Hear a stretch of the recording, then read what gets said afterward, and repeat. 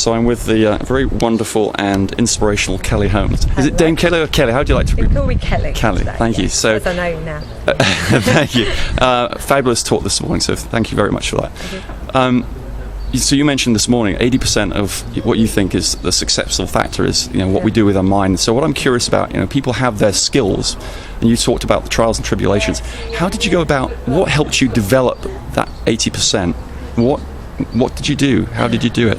Well, I suppose as you go through a journey of trying to get to the end goal, there's a lot of learning factors that come into that. And I think what I sort of learnt to do is take the sort of loses, as it were, and the feelings that I felt from that, and try and see, well, how do I change that around into positives?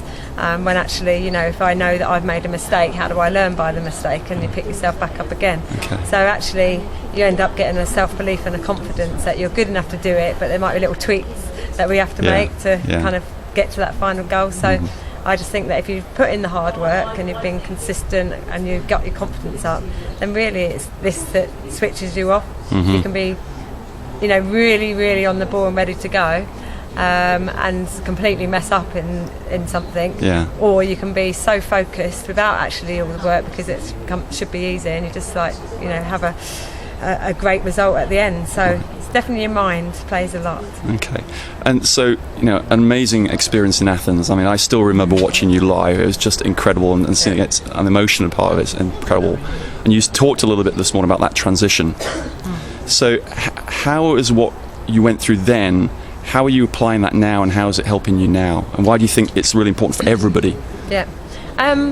I think that whenever we have an ultimate goal, sometimes it can be quite a mountain to climb for some people, because if you put your aspiration is probably higher than your kind of real sort of, oh, this is what I'm going to do. Yeah. And so if you have a really high aspiration, you have to learn how to kind of work a way of getting there. And I suppose the transition I'm taking at the moment, put myself back into being an athlete, in terms of the fact that if I know I'm okay at something and I've just got to work at all of the elements around it to be good, then I need to learn all of those things around it. So you learn from people, you get advice. I might have mentors that I've got now, especially in the business world.